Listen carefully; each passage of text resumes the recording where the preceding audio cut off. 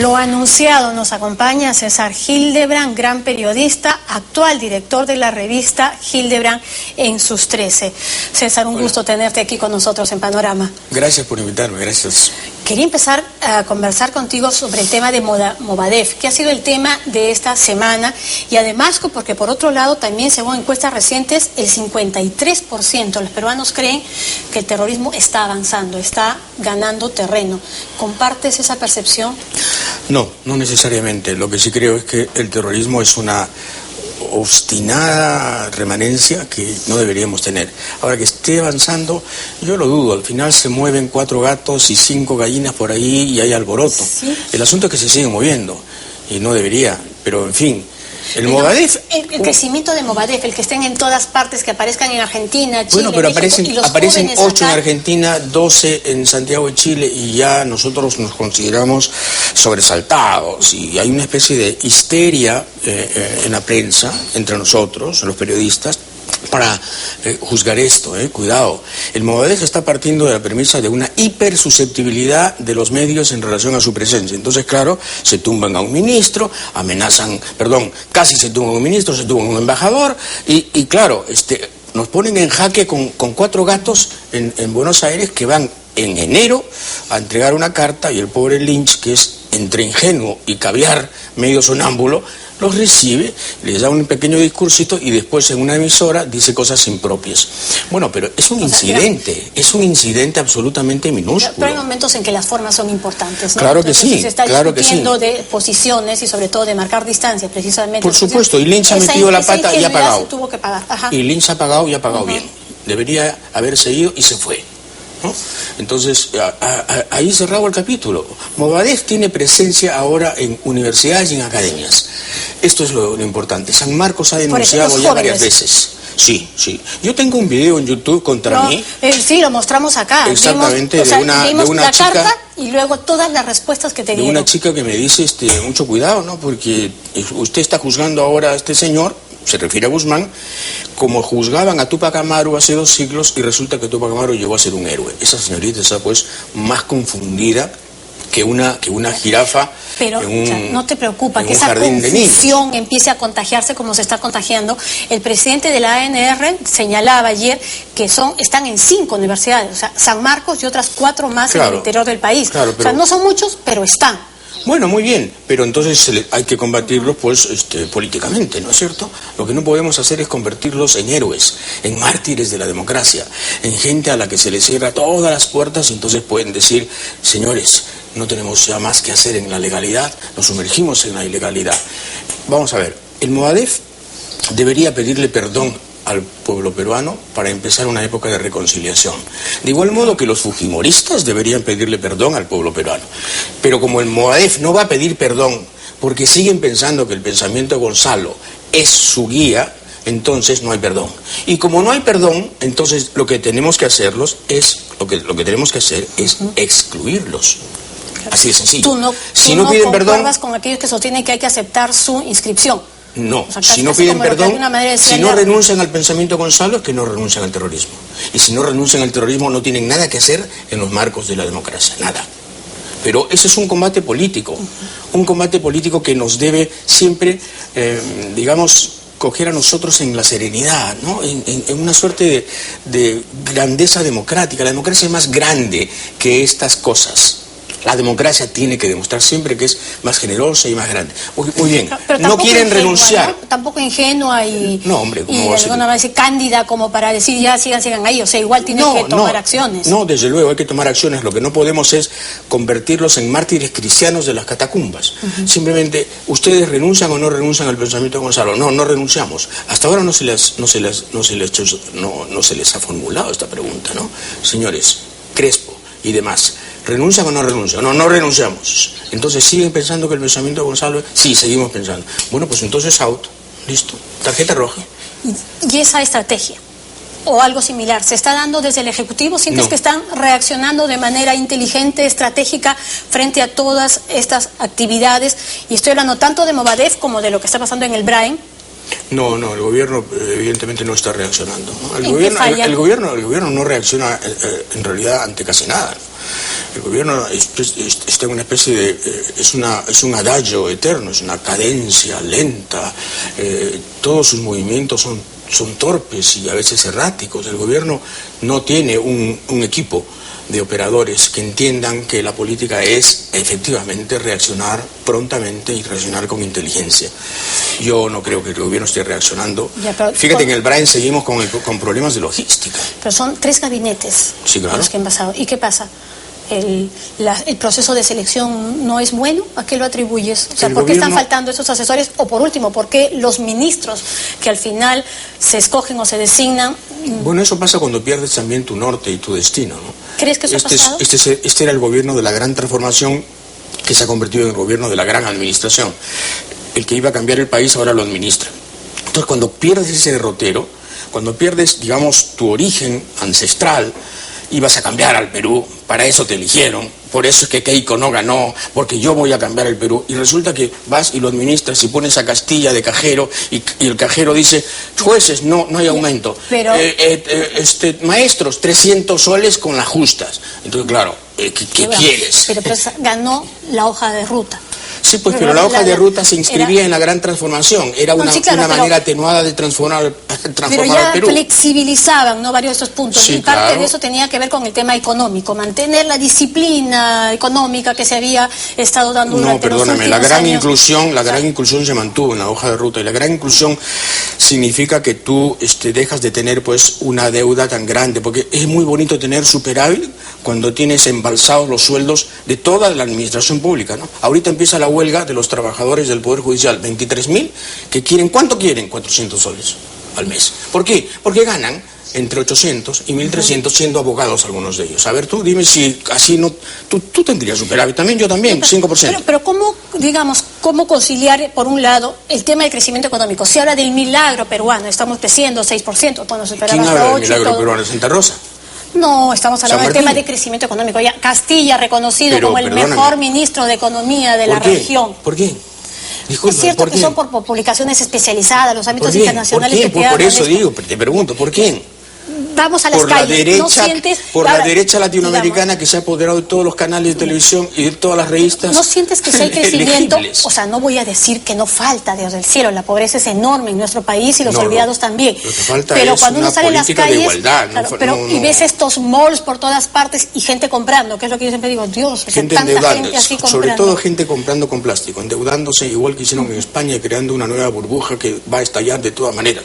La gente vive del crédito y vive a plazos, usando su plástico. Me parece muy bien, pero espérate nomás que vengan las épocas de las vacas flacas. Cuando bajen los commodities mineros, vamos a ver qué ocurre, y quiero que me invites. Quiero que me invites para hablar del milagro peruano. Eres escéptico, para ti no hay crecimiento. No, para mí sí hay crecimiento. El problema es que el crecimiento no te da desarrollo. El crecimiento falta trabajar en eso. Sí, claro, falta trabajar en eso, porque falta un trabajar.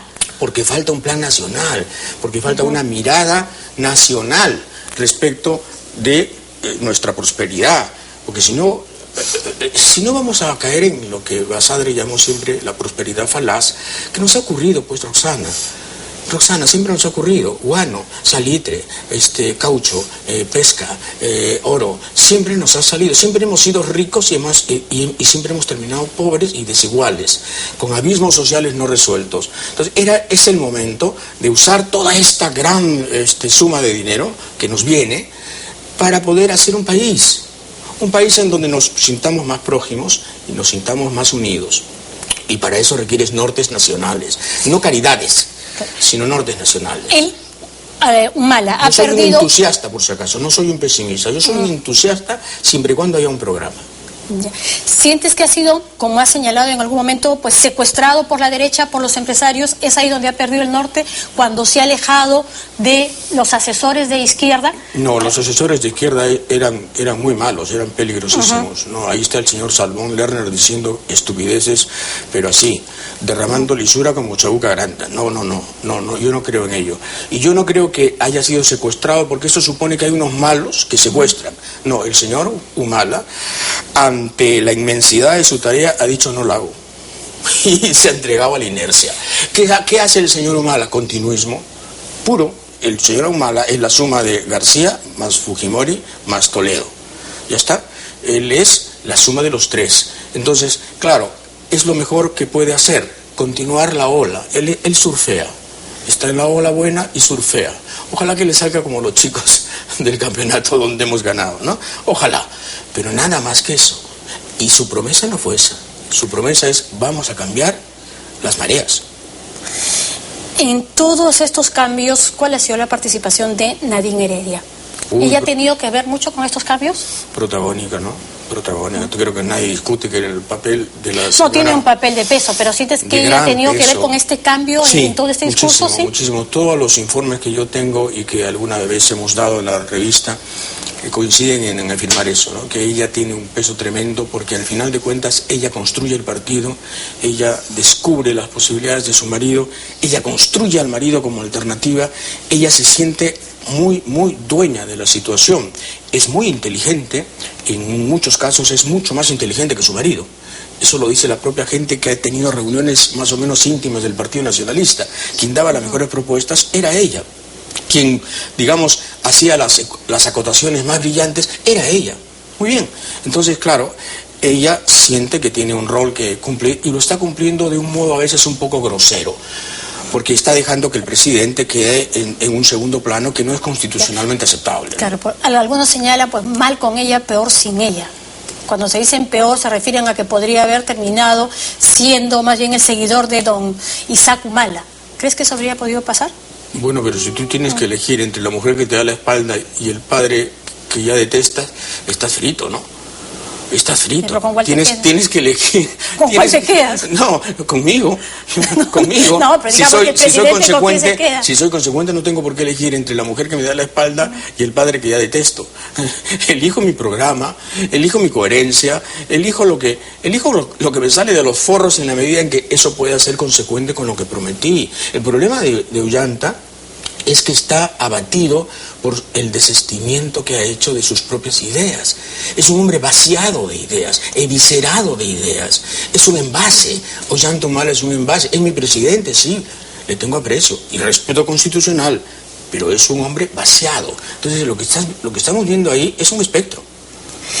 Ahora, paradójicamente, en las encuestas, Nadine goza de más popularidad que él. Ah, sí, claro. ¿Y a qué lo atribuyes? Y cuando preguntan también en esas encuestas de las últimas damas, las primeras damas, ella ocupa el primer lugar. Respecto a Pilar Nores, respecto a, qué sé yo, Ilian Karp. Porque es simpática, porque sabe sonreír, porque se sabe subir a los aviones en los momentos adecuados, porque se trae a los niños, aunque los niños sean efectivamente secuestrados y no sean hijos de terroristas, ni sean terroristas, etcétera, etcétera, etcétera. Ella sabe porque es realmente la mejor relacionista pública de la señora Nadine, es la señora Nadine. Ella no necesita equipo de prensa, no necesita agitprop, ella es. Entonces, claro, así te vendes muy bien, pues, Roxana. Y cuando hay encuestadoras que están ávidas de congraciarse contigo porque saben que tú eres el poder, macanudo, todo funciona. Pero eso es muy superficial, muy superficial. A la hora de la gran huelga, a la hora de la piedra, a la hora del muerto, a la hora de los 5 muertos en Conga, ¿quién apareció? El presidente. O sea, en las buenas aparece ella, en las malas aparece el presidente. Y eso me parece ya, ¿sabes qué? El feminismo llevado al extremo, ¿ah? Cuidado. El primer ministro, Juan Jiménez, ¿cuál es tu evaluación de él? ¿Quién es? El primer ministro. No lo conozco. No lo Estoy bromeando. Lo que quiero decir... Es que no lo conoces y yo también te lo pregunto. Lo que quiero decirte sé que no te estoy dando ninguna primicia. ¿Tiene algún peso? Ninguno, ¿no? Es un buen hombre, es una buena persona, decente y respetable, pero pesa... ¿Qué le falta? Pesa, o sea, si fuera su asesor en este momento, ¿qué le dirías? Existe, nada más. Juan, le diría, existe. Juan, Lázaro, levántate, resucita, está muerto. ¿Y eso en términos políticos es tener mayor participación? Dirigir el gabinete, pues. No, claro, pero dirigir ejercer su derecho constitucional a elegir visibilizarse a dirigir el gabinete y hacer un factor de influencia frente al presidente que haga contrapeso frente a lo que dice Nadine, porque Nadine es una protectora absoluta del señor Castilla. Y el señor Castilla lo que necesita es un contrapeso, alguien que le diga, oye, ¿sabes qué? Tu concepto absolutamente cuadrado de las finanzas públicas empieza a ser un problema. Nosotros tenemos que abrir un poco el caño. A mí me importa un rábano que te guste a ti el superávit. Me importa un rábano. Este es un gobierno social que ha prometido por lo menos la inclusión. Ya, se quedó con la inclusión. Ok, hagamos la inclusión. La inclusión requiere un poco de plata, pues. No puedes tener el caño así todo el tiempo, porque ni siquiera vas a cumplir con la inclusión. Entonces viene la huelga por acá, la huelga por allá, la reivindicación por acá y el maltrato. Mira los jueces. No puede ser que el señor San Martín tenga que salir a decir conmigo no te metes. O sea, ¿en dónde estamos? Para que el presidente del Poder Judicial le tenga que decir al ministro de Economía, conmigo no te metas y dame lo que la ley ya me concedió. Roxana, estamos haciendo realmente cosas muy feas. En verdad, estamos permitiendo cosas muy feas. Montones de temas que tengo que todavía tratar contigo, el indulto más adelante, la revocatoria. ¿Cómo ves todo esta Navidad? Yo he leído en la revista que siento que tú sí la apoyas. Tú no estás a favor de la revocatoria. ¿Sientes que estás haciendo una buena gestión? Es la impresión que tengo de lo que leo. Yo te cuento. Yo creo firmemente en esto. La revocatoria tiene personas detrás que a mí no me gustan. Está el señor Castañeda y está la gente de Comunicore y está el gran caso de Comunicore. Y está el señor Marco Tilio Gutiérrez, que ya dijo explícitamente que él trabaja para Castañeda. Claro que no lo ha dicho así, pero lo he dado a entender, ¿no es cierto? Claro, más allá de eso es una figura también constitucional válida, ¿no? O sea, digamos, ya al margen de todo. Pero entonces, ¿por qué no fue todo transparente? ¿Por qué no fue todo transparente? No fue transparente, fue opaco, todo fue opaco. Muy bien. Ahora, la revocatoria es un derecho. Así es. Que se está ejerciendo. En ese sentido hay que respetarlo. Consiguieron las firmas, consiguieron las firmas, pues ahora que venga la revocatoria y que la señora Susana gane la elección que tiene que ganar, y si no, se irá. La señora Susana tiene un montón de defectos. Uno de ellos es precisamente no subrayar sus obras, ¿no? La gente ni siquiera sabe qué ha hecho. Si yo le pregunto mañana aquí en la calle, ¿qué ha hecho Susana Villarán? No puede decir nada porque ella misma se ha encargado de ser una especie de arquitecta de lo invisible. Ella hace lo invisible y no puede ser. Ella ha hecho muy mal en su trabajo de relaciones públicas. Ahora, no es una mala alcaldesa, se está metiendo con dos grandes, digamos, operaciones. Tránsito, manejado por una... Pero que todavía no vemos nada. No vemos nada, desde luego, pero está empezando. Claro, digamos, es todavía una promesa. Pero está empezando. Tenemos que empezar por algo. Ya estamos, ¿cuánto? 2 años. Sí, claro, claro. Yo no, es la mitad de su gestión. No vas a encontrar en mí un abogado defensor. Pero ayúdame en todo caso a quienes están en contra de ella a poder ver eso que todavía... Con la mafia de la parada no pudo ni siquiera Andrade, no pudo ni siquiera Castañeda. No, ninguno de ellos pudieron con la mafia de la parada. Ella ha podido con la mafia de la parada. El costo ha sido grande, un operativo frustrado y bárbaro, muy mal planteado y luego una reivindicación 48 horas después. ¿De acuerdo? Pero algo se ha hecho. La parada ya no existe. Ahora es un mercado minorista. Ha quedado ahí como una especie de enclave tenaz. Sí, pues, pero ya no es el mercado de las pulgas y de las ratas donde tú y yo comíamos. ¿Verdad? Muy bien. Triunfo. Sin lugar a dudas, triunfo. Le duela a quien le duela. Y segundo, que la cuestión del transporte es un proceso. Rosana, esta es una ciudad colapsada. Lima es una ciudad tomada por el servicio público caótico. Era necesario también, digamos, en el caso de la parada, pero también el tema del transporte público, que es el que creo que a todos ya nos tienen enfermos, estresados, ya se va a convertir en un tema de salud pública. Y sin embargo, todos los periodistas le dan micro a los taxistas cuando los taxistas dicen, miren, no me han dado el tiempo suficiente para inscribirme, estoy en el CETAME, me han cerrado la puerta, la secretaria es fea y me ha negado la mirada. Sí. No he dicho yo no he dicho que seas tú ni en esta casa, pero en la mayoría de los noticieros los que tienen la voz cantante son los taxistas que se quejan. No precisamente la vocación de arreglo que tiene como tú dices, la Oficina de Comunicaciones. Vamos al indulto antes de que se me pueda pasar el tiempo. ¿Sientes que se está avanzando o que los errores que han cometido desde la misma tienda de campaña pro indulto ya de alguna manera nos hacen ver que no procede? Bueno, no debía proceder, ¿no? Desde el punto de vista médico, clínico, judicial, legal, si quieres compasivo, porque Fujimori no tiene cáncer hace 4 años. Lo que tiene son, digamos, saldos de otra índole. Eso ya está demostrado. ni siquiera ellos han vuelto a decir que tienen un cáncer activo y amenazante. Pero lo que sabes es de que el encierro produce una depresión y esta depresión podría devenir en que el cáncer avance. Bueno, sí, pues el encierro produce, sí, pero el asesinato produce a veces también castigo, pues sí, cárcel, ¿no? Si mandas a matar gente porque tienes el grupo Colina al que condecoras y al que premias, hombre, alguna responsabilidad tienes que, cuando te chapan, y cuando has querido ser senador japonés para huir de la legalidad peruana y te han chapado en Santiago de Chile porque creías que cuando ibas a venir acá te iban a aclamar como presidente, bueno, algo tienes que pagar, pues, ¿no? Hombre, ¿en dónde estamos? O sea, mucha severidad para unos, y mucha, digamos, indulgencia para otros. ¿Por qué? Vamos a ver. Ya, pero sientes en todo caso que está desde condenado, el Ejecutivo sí está condenado a 25 ha estado... años. Y ahora quiere salir a los 3 años y medio, pero el problema es que no solicita el indulto, lo exige como si fuera un derecho.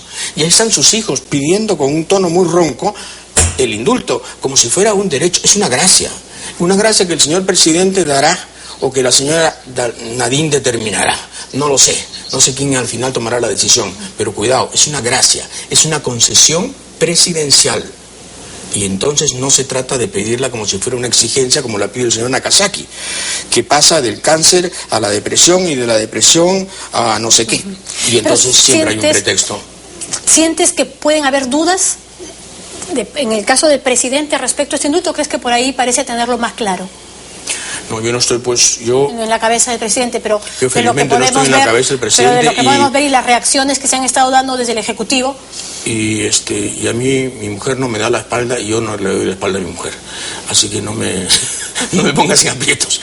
Pero te quiero decir esto, ¿no? El presidente va a tener que sopesar bien claramente qué es lo que está en juego acá. Está en juego, en todo caso, la impunidad. Cuidado, ¿no?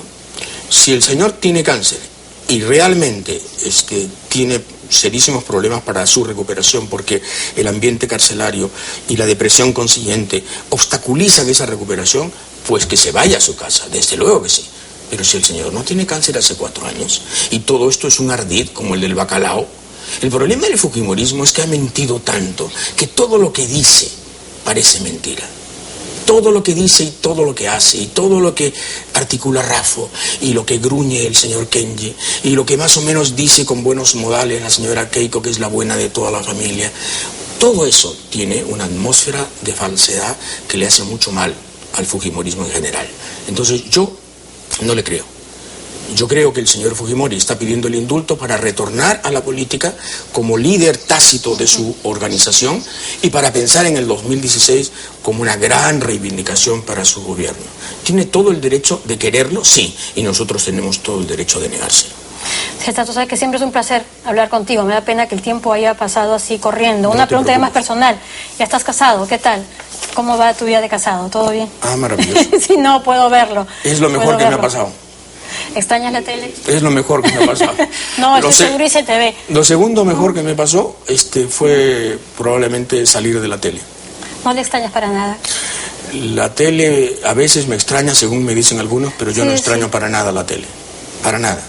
De verdad, no la extraño porque estoy muy feliz con mi revista. Y te está yendo muy bien. Yo nací en la prensa escrita y he vuelto a la prensa escrita. He hecho una trayectoria circular. Pasé por la tele, sí, desde luego.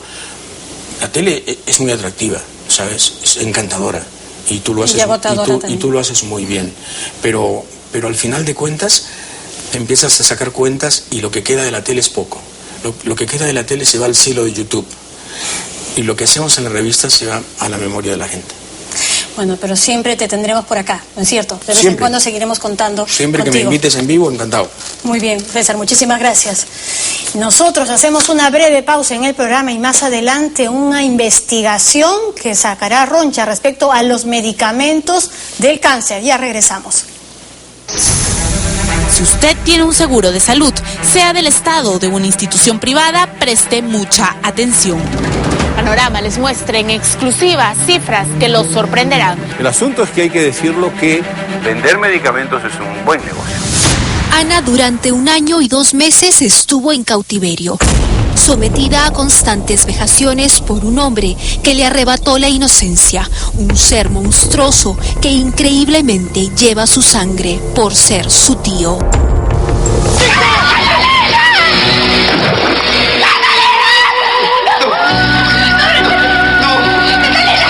La telenovela, la historia de amor por excelencia de la pantalla chica, el melodrama más sintonizado, no siempre tiene un final feliz.